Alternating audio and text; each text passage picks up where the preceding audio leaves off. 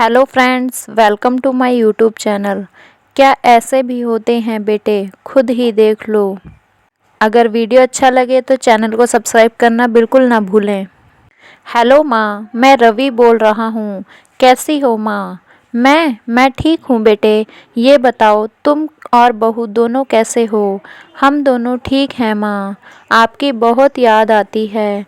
अच्छा सुनो माँ, मैं अगले महीने इंडिया आ रहा हूँ तुम्हें लेने। क्या?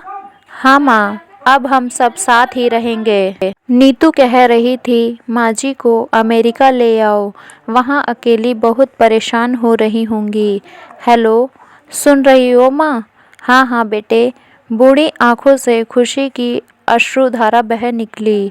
बेटे और बहू का प्यार नस नस में दौड़ने लगा। जीवन के 70 साल गुजार चुकी सावित्री ने जल्दी से अपने पल्लू से आंसू पोंछे और बेटे से बात करने लगी। पूरे 2 साल बाद बेटा घर आ रहा था। बूढ़ी सावित्री ने मोहल्ले भर में दौड़ दौड़ कर ये खबर सबको सुना दी। सभी खुश थे कि चलो बुढ़ापा चैन से बेटे और बहू के साथ गुजर जाएगा।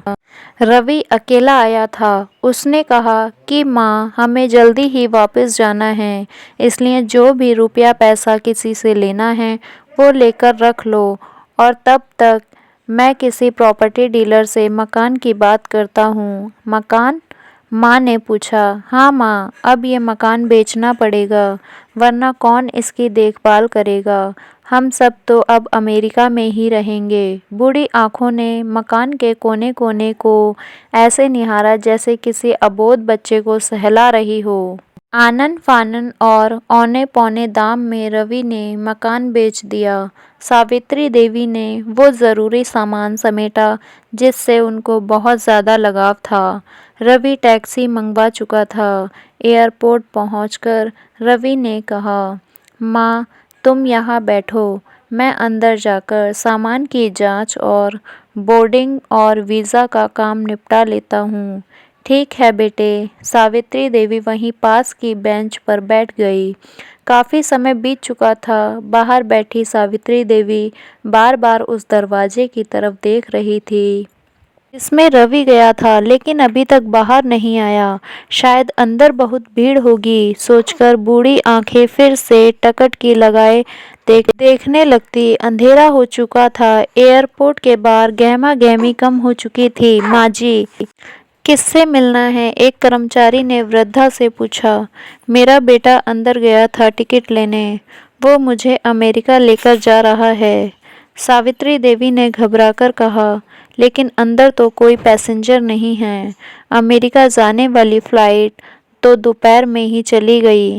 क्या नाम था आपके बेटे का? कर्मचारी ने सवाल किया। रवि।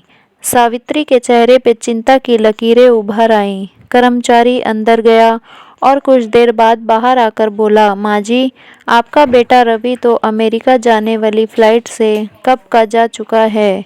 क्या? वृद्धा की आंखों से आंसुओं का सैलाब फूट पड़ा। बूढ़ी माँ का रोम रोम कांप उठा। किसी तरह वापस घर पहुंची, जो अब बिक चुका था। रात में घर के बाहर चबूतरे पर ही सो गई। सुबह हुई तो दयालु मकान मालिक ने एक कमरा रहने को दे दिया। पति की पेंशन से घर का किराया और खाने का काम चलने लगा। समय गुजरने लगा। एक दिन मकान मालिक ने वृद्धा से पूछा, माँ जी, क्यों नहीं आप अपने किसी रिश्तेदार के यहाँ चली जाएं? अब आपकी उम्र भी बहुत हो गई, अकेली कब तक रह पाएंगी?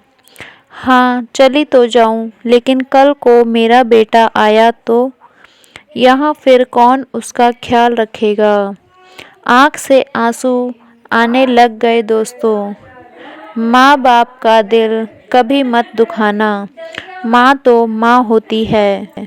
कैसा लगा वीडियो कमेंट करके ज़रूर बताइएगा।